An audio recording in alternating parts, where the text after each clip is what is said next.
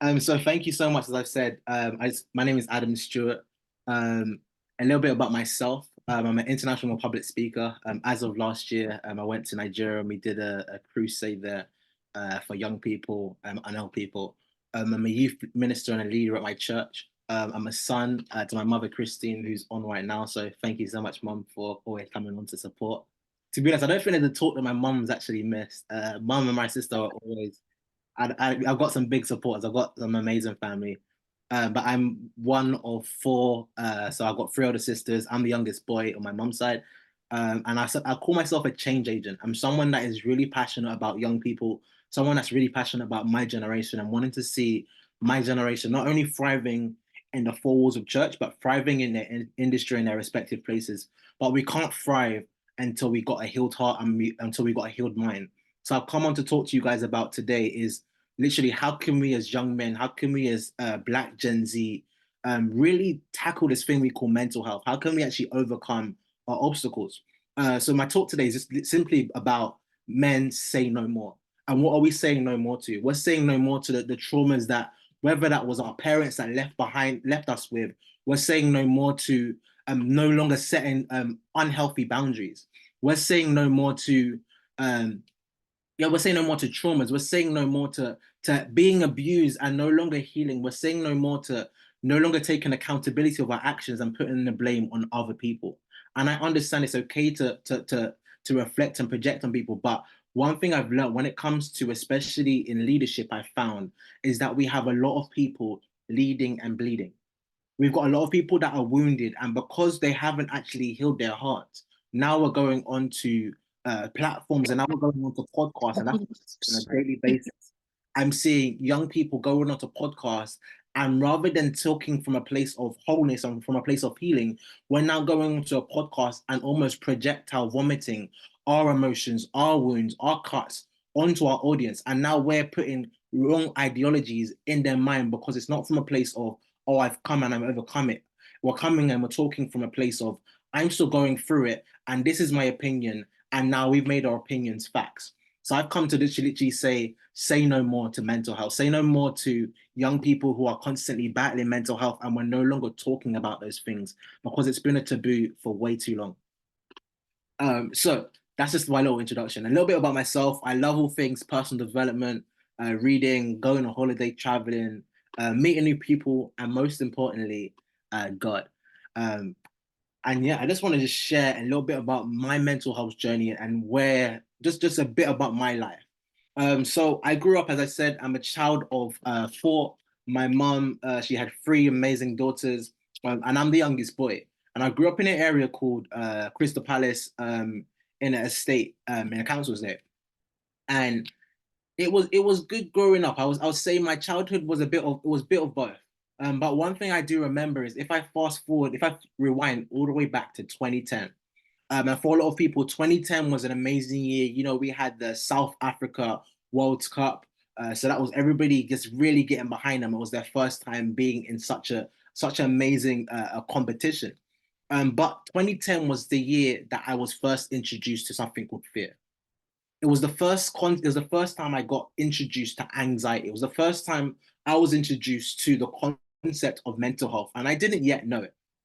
So what actually happened was I remember winning this bike at school, and it was a bike where a lot of it was out of the Croydon Council. So out of all the schools and all the boroughs, Croydon got chosen, and out of all the schools in Croydon, my school got chosen, and out of all the people in my school, my year group got chosen, and out of all the people in my year group, I was the one that was chosen. So I thought I was the golden child. I thought I was the same way I was the only boy in my household. I thought I was the golden boy, and I won this amazing bike, and the bike meant so much to me. And I remember riding it around in the summer holidays. And what actually happened was there was one day in particular where fear entered my life. And the reason why I say that is because I was riding around and it was getting late one day and I was hanging out with some of my friends. And then we came across some boys in the area. Now, a bit about my area is that what I found is that the average boy doesn't finish their GCSEs in my area. The average girl in my area has already had a baby by the age of 15, 16. So we've already set myself up from being disadvantaged. And I found that especially in our community, finances are one of the big hindrances when it comes to our mental health. So as much as I was exposed to wealth, I was also exposed to a lot of people and a lot of struggles in my area. Um, and what actually happened that day was there was one guy that asked to ride my bike. And as I said, the bike was my favorite. It was my possession. It was my pride. It was my joy. And I said to this guy, look, bro, I'm not going to ride my bike. This is my only bike. I've just won it, this and that. The guy didn't care. And he actually took the bike off me. Um, and I was like, bro, what are you doing? I wanted the bike back. But he started riding it. And when I finally got the bike off him, he threw it to the floor. And what I actually saw on the bike is that there was a scar on the bike. And the scar wasn't just left on the bike, the scar was left on me because I had now attached my identity to this bike. Um, and so I was really upset. I remember I just holding in, trying to just man up as I always was told, just man up, Adam, man up, Adam. Um, and I said to the guy, look, bro, I gotta go home now anyway. It's too late. So I just remember trying to ride off. And he said, before you go, I want you to do two things for me. I want you to go home. I'm gonna let you go, but if you go home, you're taking your mom's purse, and I want you to take her purse, and I want you to take her phone. And at the time, I don't know who had a BlackBerry back then, but the BlackBerry was the phone that they wanted me to take for my mom. So I told him, yeah, of course, bro. But I remember going and I was thinking, this guy must be crazy. If he thinks I'm gonna go to my Caribbean parents' mom and take her bag and her phone. But I remember I was terrified, I was mortified at the time. And as soon as I burst through that door, I started crying. And my parents already knew something was wrong. Before I even had to cry, I didn't have to do anything. Mom was like, where have you been? And I remember my parents, I come from a Christian household, as I said. So they were praying for me. They were speaking life over me. But at the same time, my dad was angry. My whole family was upset at the end of the day. But one thing I've realized when it comes to faith is great. But sometimes I remember it got so bad and the fear and anxiety got so bad. And we had this thing where we say we're going to pray until something happens. But until we actually deal with something at its root, we cannot heal from it. Until we actually reveal what we're truly battling, there's no healing there. So yes, we prayed about it. Yes, we thought it was over and done with. But then in the same instant, in the same breath, my mum would ask me to come outside and pick up the shopping.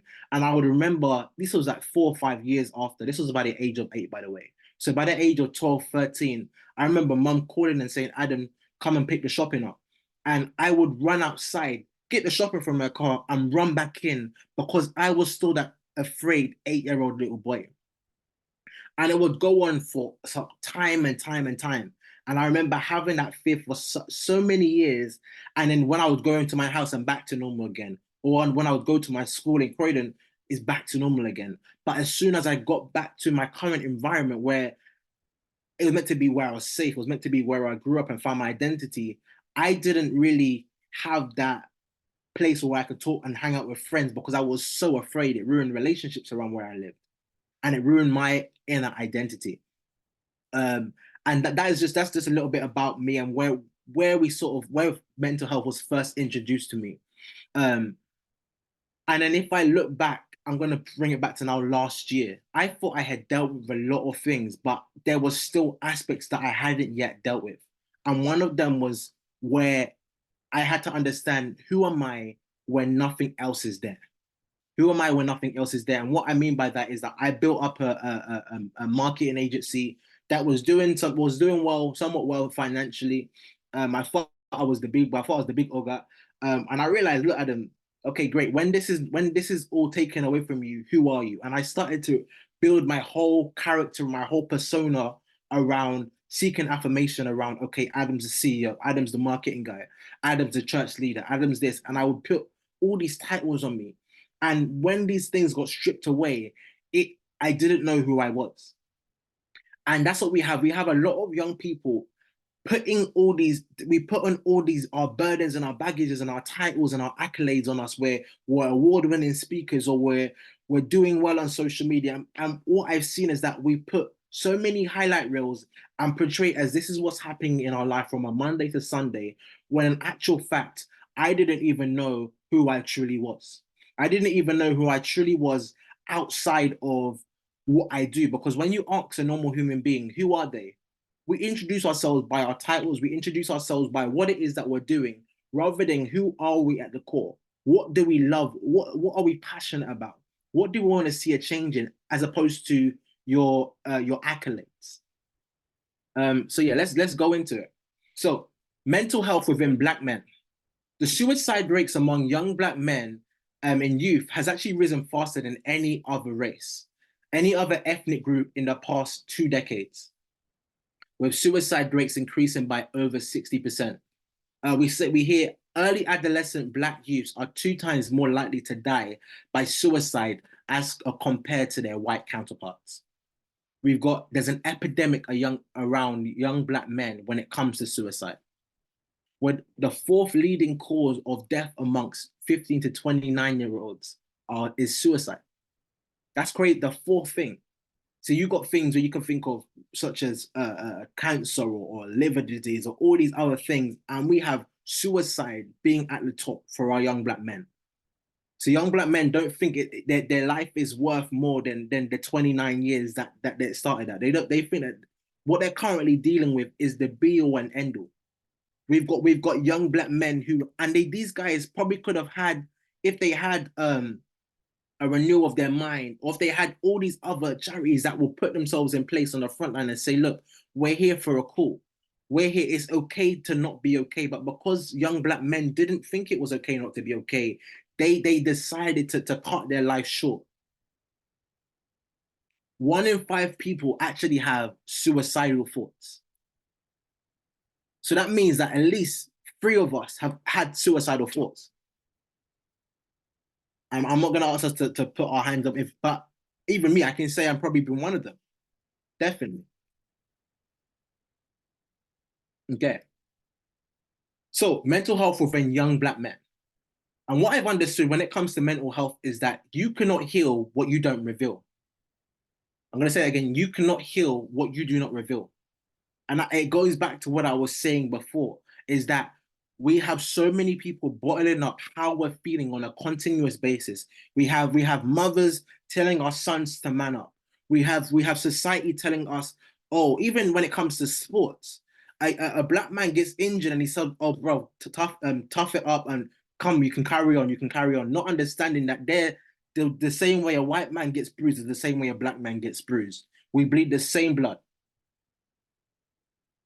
And we go to the church and we're taught all these Christianese are taught to almost faith it until we make it, or we're taught to say it as well, and we're taught to do all these different things and not actually get to the root of it.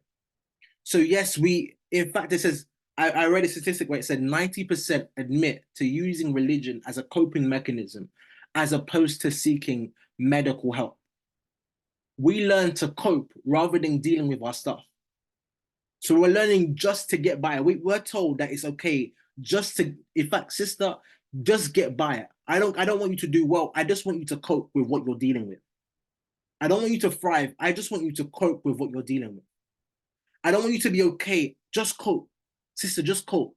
And this is what we're hearing on a daily basis when we're telling someone, how are you? And all we're doing in church is we're saying it is well.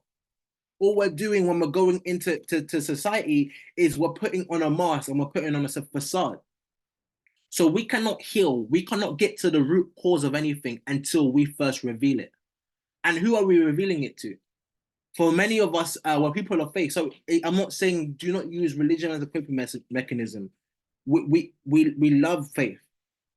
But what I'm saying is don't just think that sugarcoating it with Christianity is how you're going to overcome something. The Bible even talks about, it says, the Bible talks about your body being a temple, and it talks about you need to renew your mind daily. So what are we actually renewing our mind on? Because constantly we're being targeted by fear. Constantly on a daily basis, we're seeing news articles and people we're hearing, especially through the pandemic. I had to turn off the news completely. Because every day, all we were told was this person's dying. We're told in this country, this is how many people are dying. We're told, and this is what we're seeing on a daily basis. In fact, my mentor used to say CNN stood for constant negative news. Constant negative, because daily we're being whatever narrative they want to throw at us, we are actually taking it in. Information literally means that the things that we're receiving, it first goes into us. Form means it's now taking form within us. So whatever information goes in, it's now picturing, it's now almost molding the person you are today. You are a sum result of the information you're seeing, the conversations you're having, and what you're feeding yourself on a daily basis. And then the last part of information is ation, which in another word means action. So whatever you're seeing then comes into you, and then you start to act on what you're seeing. So because we're having in our households, we're having talks not about how we are. We're brushing everything under the carpet, and we're told when we go out, we leave our problems at home. But how can we leave a problem at home where we never even address it in our house? So we're going out and we haven't even addressed it in our house, and we're telling your sons and your daughters, or when you get to school, please do not mention what we spoke. But it's like, what is there to mention? Because we haven't yet dealt with anything at the root. So as for our young men, we really need to have these conversations. Son, how are you feeling today? No. And not just be like, you're great, because even when we go to workplaces or anywhere, and I ask someone, bro, how are you? It's like we are trained to say I'm good or I'm fine. I'm trained to say, yeah, it's good. And even if I remember saying this when I first started work, in corporate, and I would say to someone, oh, how are you? And before they could even answer, they're already at the end of the, so say I'm passing someone, I've asked, how are you? They've already gone, and I'm fine. So there's no conversation there, but this is how it's like, how are you is almost like saying hi. It's like an in passing thing now. And it's terrible. I even spoke to a young man not too long ago. I was at a conference for the ex-mayor of Lambeth. And one of the things one of the young people was saying, and I had to quote it now, and he said that I feel invincible because I feel invisible. So a young black man is now saying that he feels so powerful because he doesn't feel seen. Because we got phrases in Caribbean and African households where it says that a child shouldn't be seen, a child shouldn't be heard, they should be seen. But this young black man is saying that he doesn't even feel seen and he doesn't feel heard. So now we've got young black men acting fools in schools, and then the school is labeling your child as got ADHD because the school is the one place he feels that he can express himself, because when he goes back home, he doesn't feel that he can speak to his parents. He doesn't feel that he can speak to his wife. He doesn't feel like he can speak to his children, because his whole life, a young black man has been told to just man up, just get through it. You're tough, you're okay, and just get on with it. So now we've got men acting fools. We've got young black people like myself who got excluded in school because there was no one to talk to about it. Because when I got angry, I didn't know how to manage my emotions. But it starts first with the household. Because I allowed anger to overcome, I allowed anger to get the better of me. So now we have young people, because we can't manage our emotions, because we can't speak about our emotions, we're now going into the school and now we're acting fools because we don't know how to, we don't have any emotional intelligence. So what I said, I spoke about before, we spoke about, let me move this a bit to the left, it's blocking me. We talk about the spirit. So we talk about, yes, we love church, and we speak about faith, and we talk about renewing our mind on a continuous basis. But like, have you read on it? Have you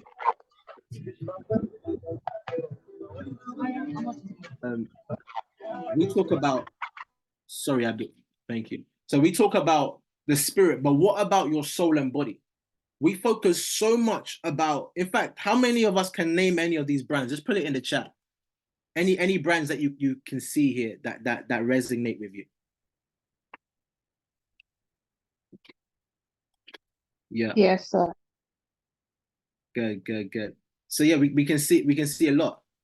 Everything that resonates, cool. So we know our Apples, we know our TikToks, Instagram, Netflix, Amazon, Google. Some of us probably use Amazon today. McDonald's, Coca-Cola. So we understand that we talk about the spirit as Christians. I think a lot of us are Christians on here, but we neglect our soul and our body. And we as human beings, in fact, we're going to get to that on the next slide. But whatever you put in has to come out. The Bible even talks about it's not what comes out of a man's mouth that defiles him, but what is it that we're putting into ourselves on a daily basis. Many of us are consuming Netflix like there's no tomorrow. Many of us are binging TikTok and Instagram. We're binging McDonald's, or we're using our Apple products like there's no tomorrow, and we're not feeding our minds on what's helping. So now we've got a young man who's depressed and battling depression, and his coping mechanism, because we're not told to deal with anything, our coping mechanisms are TikTok, our Instagram, our junk food, is Coca-Cola, is a Netflix, is porn for some young men, because we're not taught how to deal with it at the root. We're just taught to cope. So these things are coping mechanisms. And what I understood was that all these things do not help us one bit. We think, yes, we're coping with it, so it's fine. It's fine if McDonald's is gonna make me feel high. And it gives us this little high or adrenaline push. But as soon as it's finished, we feel worthless again. We're back looking in the mirror at the same person who's broken, who's wounded, who's hurt, who's even disgusted with their life right now. But because they can't get out of bed, we don't change. So it's not just about the spirit. The spirit man is great. We are nothing without our spirit man. But what about our soul and our body? And what is our soul? If we go to the next slide. So we actually exist on 3 planes. We exist as human beings. We are triune beings, the same way our God is. We exist on a spiritual plane. We have our body and we have our soul. So the spirit man, how are we building up our spirit man? Whether that be through prayer, whether that be through meditation, or whether that be through our Bible, or whether that just be through building ourselves up. The body. And I think these two, the body and the soul, are what Christians neglect. We remember the spirit, we remember to pray, we remember to read our word. But so why do we have so many Christians that are depressed? Why do we have some? Because one, we haven't dealt with the root. And even when we do, we still neglect the body and we neglect the soul. And I remember even when I was going through depression last year, my spirit man, it might have started off really strong. But what I noticed was that when the body and the soul started to slip, automatically your spirit man slips, because you are not one man. You are not one being. You exist on 3 levels. You exist on a soul level, you exist on a physical level, and you exist as a spirit man. So how is it that we can feed our spirit man, but we don't feed our body? How is it that we can feed our body, but we don't feed our soul? And what do I mean by when I talk about soul? Our soul is literally made up of our mind, our will, and our emotions. Our soul is made up of our mind, will, and emotions. So we've got young people that, because we're not going to the gym, because we're not building ourselves up on a continuous basis, whether that be in the gym, whether that even mean that you're going out and just taking a walk. Because what I've understood is that every time someone's depressed, the things that will actually ultimately take us out of a place of depression, we don't want to do it. We don't want to eat the right foods. We don't want to sleep. We don't want to look after our bodies. And then what always happens is that it affects each and all these 3 things that I'm showing you right now affects each area. Your spirit will affect your body. Your body will affect your soul. Because how can I be happy? How can I be depressed and I want to go to the gym? How can I be depressed and feel like I want to pray? We don't. So each and every single one of us, the more we neglect one area, the other 2, I guarantee you, give it 2 months, and the other 2 are at 0 as well. So I'm great that we all said that we're 10s here. But the way that we can stay on 10s and the way that we can stay on 8s by the end of the year is, please don't neglect your body. Please don't neglect your soul. And please do not neglect your spirit. Because I want to use the analogy of a Bentley. Because many of us, especially in Christendom, we are almost like Bentleys. I don't know if anyone knows the car Bentley and Rolls-Royce. Those are my 2 favorite cars. And in Jesus' name, we will all be owners. But me too, I must be number 1. That one I know for sure. I must be number 1. I own that Rolls-Royce. But Many of us are broken down Rolls Royces. We're broken down Bentleys. And what do I mean by that? We have all the bells and all the whistles. We look great on the outside. But then when we look on the inside of us, there's no substance there. Because some of us are Bentleys and Rolls Royces with no oil in our tank. Because what happens if you don't oil a Bentley or you don't oil any car and you're driving around for 6 months and you don't put any oil in the car, what ends up happening is that the car breaks down. The car ends up getting so destroyed. It cannot last. And what I found with the Bentley and the Rolls Royce is that when you don't look after, what I found with the Bentley and the Rolls Royce is if you don't oil it for 6 months or so, what ends up happening is that the car ends up in the worst position than it started off with. So the car actually ends up broken, or the engine ends up getting broken. And what happens when the engine gets broken is that you have to replace your engine. And many of us, because we're not dealing with our traumas and because we're not dealing with our mental health at the root cause, we're in the long run are going to have to pay way more for our health and to build ourselves back up again than we would have if we dealt with it at the root from the beginning. Because what happens with the Bentley and the Rolls Royce that doesn't have any oil in it, the engine actually costs more than the car. So it may cost you more to fix yourself in the long run if you wait 5-6 years down the line, because what? Your family, you might have to get therapy for your family. You may have to get a surgery because you've been neglecting your body for 7 years, and now you're not only spiritually obese, you're physically obese. Your emotions are a mess because we haven't dealt with that at the root. So can we be people that are not looking like Rolls Royces on Instagram, but having no oiling on the inside of us? Can we no longer look like people who have it all put together, but then when we come back to ourselves and we look in the mirror, we don't even know who we are?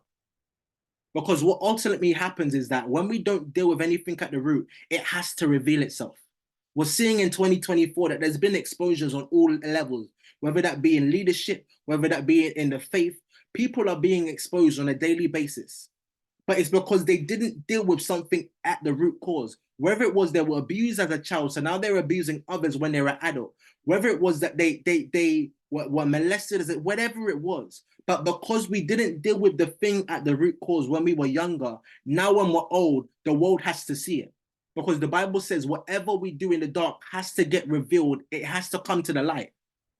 So can we be people that deal with our traumas in the dark before it gets exposed? Can we not be people that build platforms and build stages and we're bleeding on our congregations, or we're bleeding on our followers because we haven't dealt with it? So we don't want to be a Bentley owner and a Rolls Royce that hasn't got oil. We want to be someone that is servicing our car, servicing our body, servicing our mind, servicing our soul, servicing our spirit on a daily basis, checking in with ourselves on a monthly basis.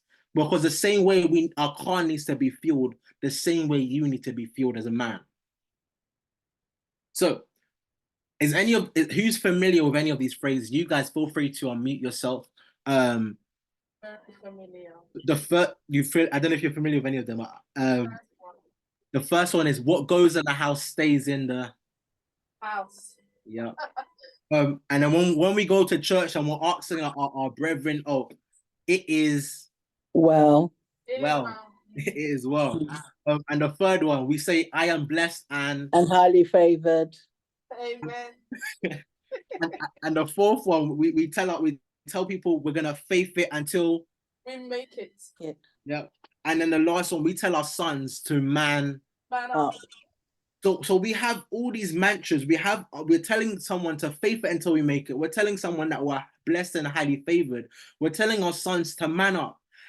But these mantras and phrases, we need to cut them out. Because how are we really? When we go to church, many of us are lifting our hands up, but we've never checked our hearts.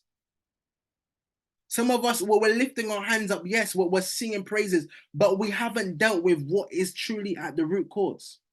Some of us are not even honest with God. So how are we expecting God? God says that he's close to the brokenhearted, but if you told everyone that you're blessed and highly favored, you even told God it is well, but you're crying in your room. So how it is contradictory. God wants you to come before him and lay everything at his feet. He says that his burden is easy. But because we have, as people, as young people, as black males, as leaders, we are not honest with ourselves. We are not honest with our siblings. So how can we be honest with God? The Bible says that how can we love our brother who we see and we love God who we don't see? How is it possible that you can be honest with someone around you on a daily basis, that you can't be honest with someone around you, and then we also want to pray to God, but we haven't come to God and told him, God, look, I'm dealing with this right now. God, I'm battling depression. God, this is going on. And this is one thing I had to do last year. I had to really get down to nitty-gritty. Adam, who are you? Because at first I wasn't being honest with my family. At first I wasn't being honest with my friends. And then I had to get to a place where it was like, enough is enough. Because nothing changes if nothing changes. So if we continue using these phrases and don't actually deal with something at the root, nothing will change. That's simple. If we don't deal with something at the root, it won't change. It has to get exposed. And why are we waiting until the last minute? Why do we wait until the last minute? So in schools, before your son or your daughter would have already shown you that they're dealing with something without the school having to tell you. There's been young people, I remember so many people that I would grow up with, that their grades were doing so well. They were the top students, they were model students. And then something may have happened in their family, but because we didn't deal with it at the root, because we said, okay, they've lost their cousin or whatever, and they're dealing with a loss in the family, now they're bringing it into school. But because they didn't deal with it as parents, they said, oh, so-and-so is gone. That was it. They never said to them, oh, how are you feeling? They never sat down and said, oh, this is what's happened. I know this is going to affect you. Let's talk about it. Let's deal with it. But no, it's like all these things are taboo. You're in how much debt, but you're not talking about it. It doesn't make sense. We can't put ourselves in these situations and then expect someone to be a mind reader and help us. We wait to the last minute. We wait until the last minute, but it needs to stop. Because what happens, I remember even when I got excluded first in my school, that the school said something like, oh, we will check you for, is it SEN and all these things. They tried to put a label on me without actually seeing, okay, what was the root cause of it? Anger. Okay, why are you angry? Oh, rejection. Oh, isolation. But we then put our children in boxes, and then that now becomes their identity because we never dealt with it at the root. So now they're acting a fool in school. So now they're acting angry and lashing out on their teachers or their peers because they don't know how to speak, because you haven't given them as a parent a platform to speak. You haven't given them a platform as a sibling for them to say how they truly are feeling, because so-and-so has died and you never spoke to them. Now they're in their room and you're saying my son or daughter won't go to church. You're saying my son or daughter doesn't want to speak. They're in their room all day. They're in their room all day because all you've shown them is that when you're upset, you don't even know how to speak to them. When you're upset, you say you're fine. Or when you're upset, you tell everybody that you're emotionally at level 8 or a level 7, when really you're level 5. So what are some of the causes of mental health? Some people, it may have been childhood abuse, trauma, or neglect. Some people, it might have been social isolation or loneliness. Some people, it might have been even social media. Because what I found when it comes to young people, especially, we're talking about the ages of 15 to 24 right now. And what I found is that we've got a culture of comparison when it comes to social media. One person has shown you that they can get to 6 figures. And now because your life doesn't look like their life, you're not going on 4 holidays like they're going on. You're not speaking in this country like they're speaking in. You're not married. And you've got these people talking about kingdom spouse and kingdom this couple and that. But right now, God's told you that you're going to be married. God's told you that you're going to have children. God's told you that you will be a mother to many. But right now, your life doesn't look anything like what God's told you. But you're now comparing yourself to someone else's process. Not understanding what it cost them to get to where they are. Not even thinking that maybe God told them the same thing and they've been tiring and trusting in God for that same thing. But right now, all I'm seeing is my current life. all I'm seeing is that I'm broke right now. All I'm seeing right now is that I have no job. All I'm seeing right now is that I don't have a spouse, that no one's looking on me. So now we have social media pressures, which is a whole nother thing. I think I read somewhere that because of since social media came in, yes, it does great things. Yes, you can make so much money from social media, but there are so many people whose mental health is as a result of social media. That one is the truth. More young people killing themselves than ever before. More young ladies comparing their bodies with someone else's because of what social media said is beautiful. And then we have our academic pressures, and most of the time that's put on us by our parents, that's put on us by our teachers, but most of all, it's put on us by our parents. Our parents have told us, look, Adam, you need to get A's, you need to be the top person in your class, you need to be top of your class. Sometimes it's good, sometimes it's not always. And then we have our financial difficulties. Now, for me, as I said, I was running a business in marketing. The business was doing somewhat okay, earning me a few thousand monthly. And then what happened when I lost some clients, I then had to pay back my team out of pocket, which meant it left me in debt. At the same time, I think we have family who lost their lives, and there were loads of different things.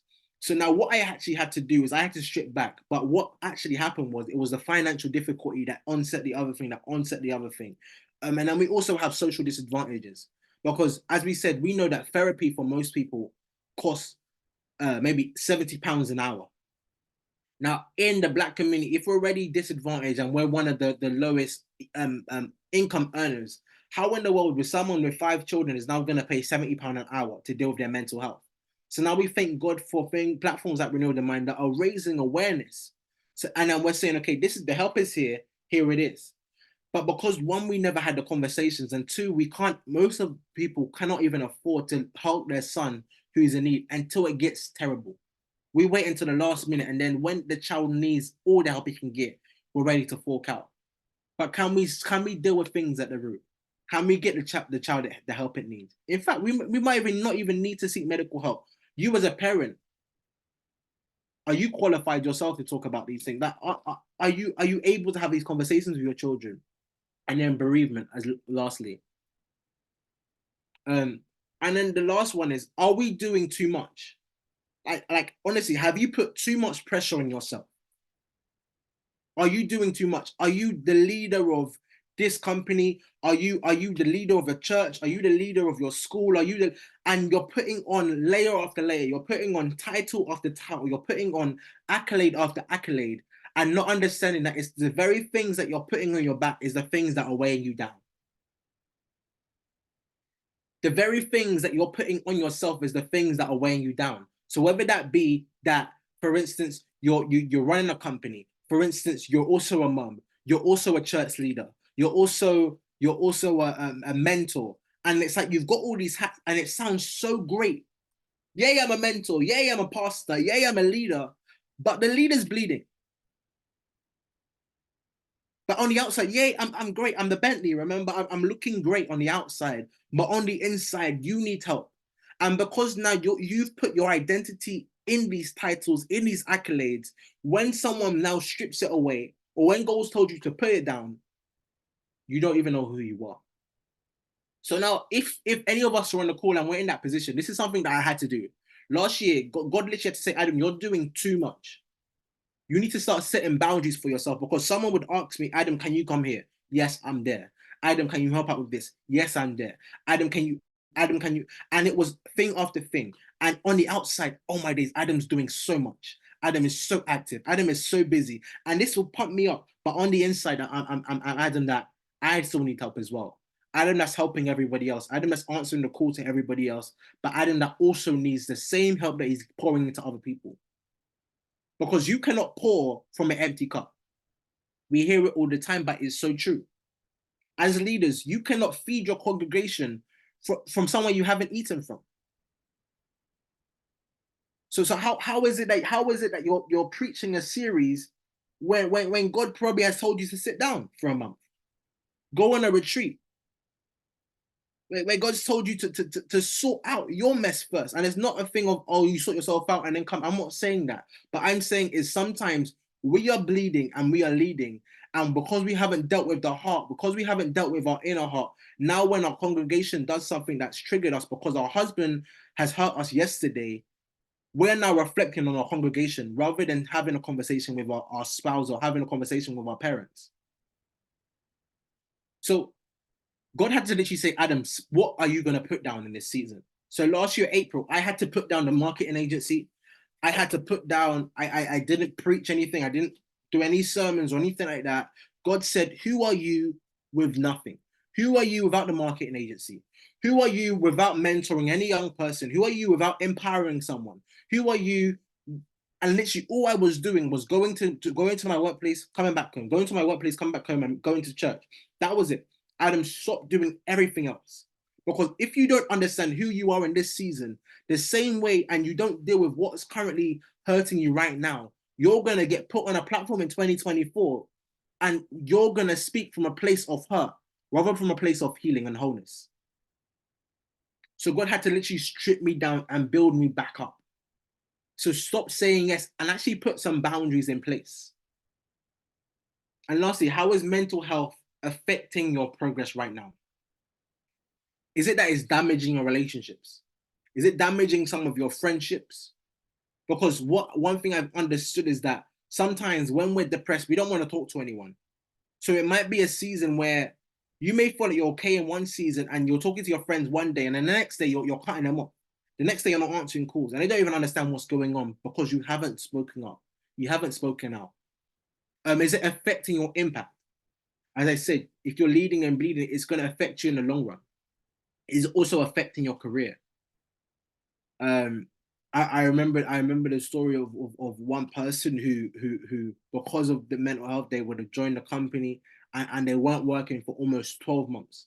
So for 12 months they were getting the government income because they hadn't dealt with something before they started work. So now when they added work on, as I said, who are you before you add on something? If you haven't healed before you start a new thing, you're gonna start that new thing broken.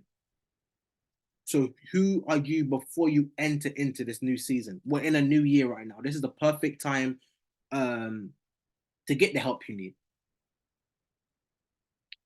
And lastly, 3 things. I know I said lastly quite a few times, but 3 things that will help you. 3 things that are going to help you in this next season is community. Proverbs 11:18 talks about in the count in the multitude of counsel there is safety.